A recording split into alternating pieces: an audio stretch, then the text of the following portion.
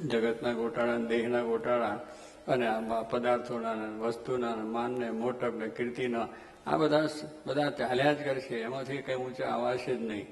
તે સ્વયં કરવાનું રહી જાય, ના કરવાનું થાય. પૂજવાના રહી જાય, ના પૂજવાના પૂજી જાય. પછી શું કેમાં એમાં આપણું જતું રહે. આપણે કરવાયા છે ભગવાનને રાજી કરવા માટે અને મહારાજનું સુખ લેવા માટે.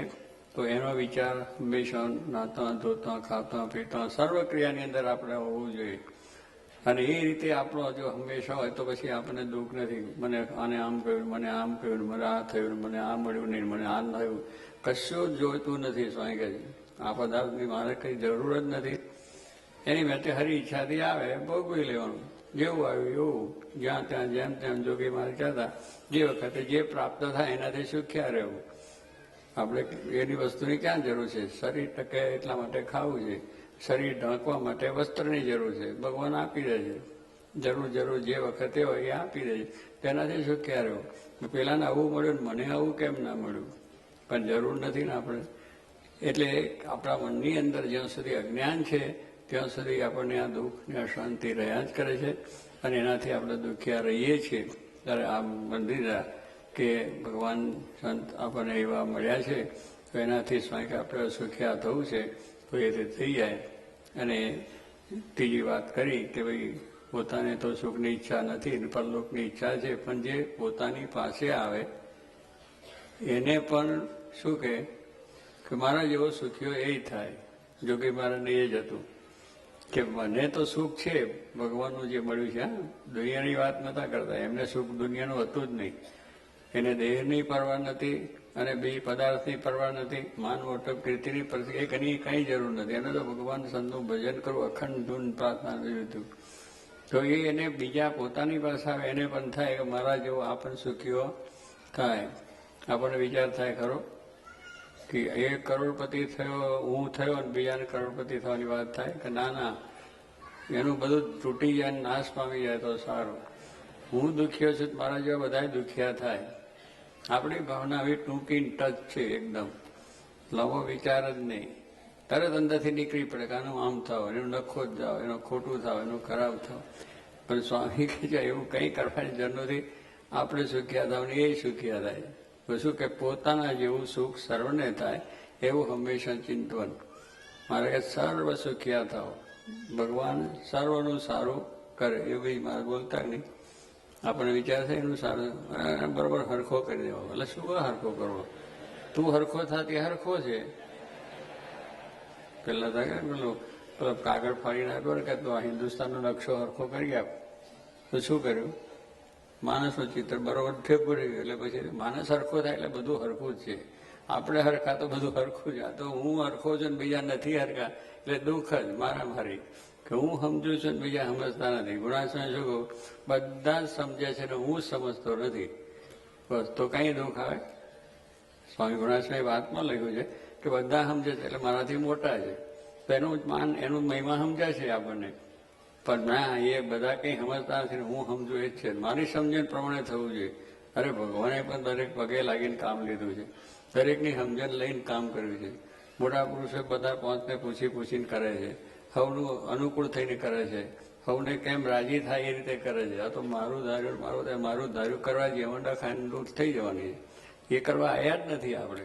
સત્સંગ છે. આ જબીમાં જે રવિવારની સભા કરી એમાં કરવાનું કારણ આ છે કે આ બધું સમજો એટલે રવિવારની સભા. નહીં તો કર્યા જ કરો ને અનંત સન સુધી તો એનો કંઈ અંત નથી આવવાનું. પણ સમજણ એવી કરીને જો કરીએ તો પછી શાંતિથી આપણું કામ થાય, ઘરનું કામ થાય, બીજું થાય ને મંદિરના કામ એ થાય. પણ ના સમજણ હોય એટલે પછી આ બધી વસ્તુનું ચાલ્યા કરે. તો આપણા જીવનની અંદર આ વસ્તુ કરવા માટે આવ્યા છે એ માટે થાય. એટલે સ્વામી કે પોતાના સમીપે આવે એને પણ એવું રૂઈ છે કે મારા જેવું એને પણ સુખ થાય, એ પણ સુખ્ય થાય. અને જો બધા સુખ્યા થાય તો શાંતિ રહે. બાકી આપણે જે જગતની અંદર વધારે મોટો પૈસાવાળો બની જાય એને કહે છે કે હું બધા મારા જેવું થાય, કંઈ થાય ખરું? કારણ કે એમનું દુઃખ જ આવવાનું છે. બધાને કંઈક સારું થાય તો શાંતિ સુખ થાય. હરોને સરખી રીતે કંઈક પ્રાપ્ત થાય તો થઈ જાય. પણ એવું ના થાય એટલે તરત આપણને થઈ જાય. નંદ રાજાને એક વખત વિચાર આવ્યો. નંદ રાજા થઈ ગયા, ભાગવતમાંથી ગાથા છે એની. કે બધા દુનિયામાં પૈસા જેટલા છે દુનિયાનું નાનું બધું મને મળી જાય, મારી પાસે આવી જાય એટલે હું સુખ્યો. તો પછી બધા દુખ્યા તો થઈ જાય ને.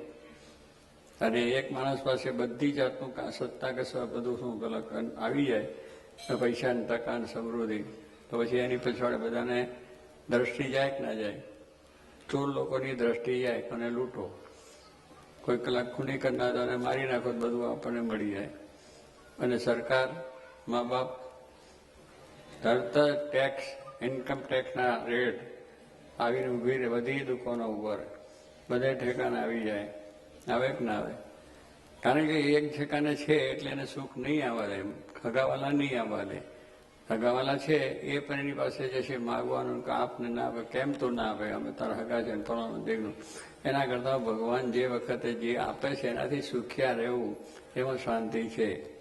બહુ સારા થવામાં અત્યારે બહુ વાંધો નથી.